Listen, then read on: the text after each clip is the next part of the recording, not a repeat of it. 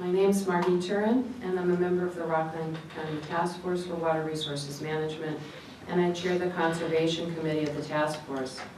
I was also designated to be one of the couple of members of the task force to work with Suez and representatives from Black and Beach as they developed the conservation plan, a plan that was referenced throughout their filing, but for some reason was not provided as part of the filing, but posted separately to their website. I wanted to take the time I have tonight to focus specifically on the plan. I want to start with a positive vision. With the current estimated capacity surplus of 5 million gallons a day, combined with both aggressive conservation planning and aggressive non-revenue water repairs, we can really move the needle on managing Rockland's water resources. We have the opportunity here in Rockland to be a model for other regions, but it's going to take all of us working together to get there. An immediate compounding factor is that the actual demand reduction amount of 2 million gallons a day was set extremely low by the PSC. And this is the threshold that Suez has embraced, with 1 million gallons a day in conservation in 5 years and 1 million gallons a day in reduction in water loss. Even the 1 million gallons a day in conservation currently includes 2/3 their program and 1/3 naturally occurring conservation. So the bar falls even lower. We can do better than this. Suez can do better than this. But it appears it will only be better if there's a stronger direction to do so by the PSC. To review what they're offering, a strong positive is that there is a conservation plan proposed, and it was developed with a reputable company who seemed to approach it with integrity and excellent intentions. The survey by Pencilbrook was a really good starting point and provided data to use to build a plan. I hold a concern that the respondents to the survey reflected an older end of the population, and their practices may not be representative of the larger Rockland water users. This was, I expect, a function of the December timing of the survey release and the quick turnaround requested on returns. This is a limiting factor and should be considered in the development of the overall plan. Here I especially focus on outdoor water use for irrigation and swimming pools, which I'm concerned are significantly underrepresented in the group responding to the survey. I am supportive of the concept of rebates as incentives for customers to replace appliances and fixtures with water-efficient ones.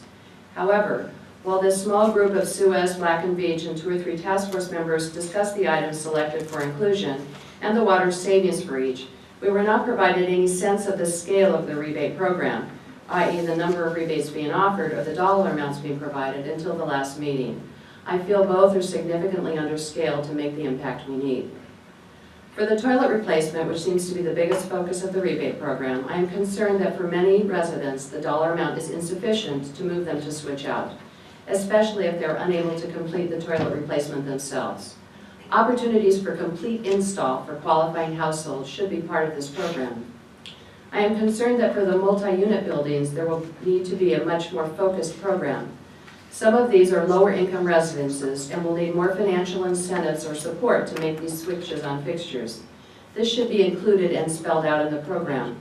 Additionally, absentee landlords will need special incentives, as most do not pay the water bills themselves but pass on the cost to their tenants, and they will only do what they see as a benefit to themselves.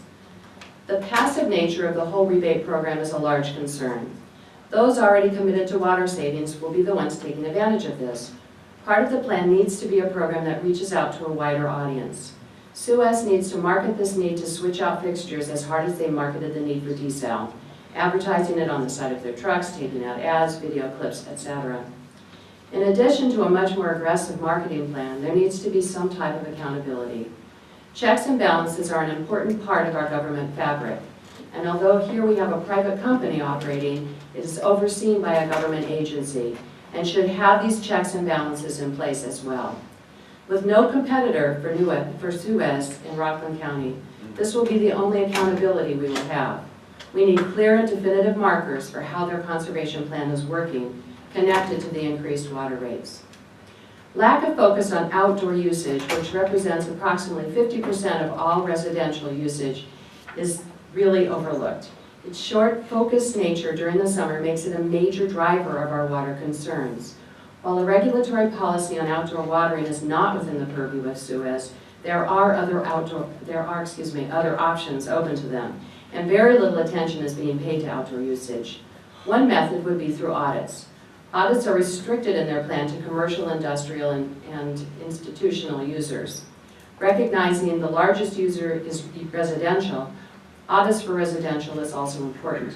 Selecting the highest users and providing audits with a focus on reducing outdoor use, including irrigation systems and pool management, should be a key piece of their conservation plan. A lot of this plan is based on robust education, a plan through which both connecting to the customers and to the community. Their formal education program appears to be hinged on a K-7 grade education initiative through Project WET, programs that currently exist. There will be a need for new education initiatives which reach beyond this, and metrics for how these assisted in conservation. The new website is an improvement and has water-saving tips and recommendations. When I visited the site, I was asked for my zip code, which I entered, but it was unclear to me how these tips and any other information were tailored to my zip code. The tips seem fairly generic. The vision should be to make this space interactive with local information. A shortfall is that the new electronic billing does not require you to go to the website. For non-residential users, there needs to be an actual push with the audits, a connection to taking action. Audits are just information unless they come with a commitment to action taken after the audit. They could be something that just sits on the shelf, providing no overall benefit. The entire proposed program assumes SUEZ will operate in good faith to establish and provide the pieces included. I want to believe they will, but I am concerned.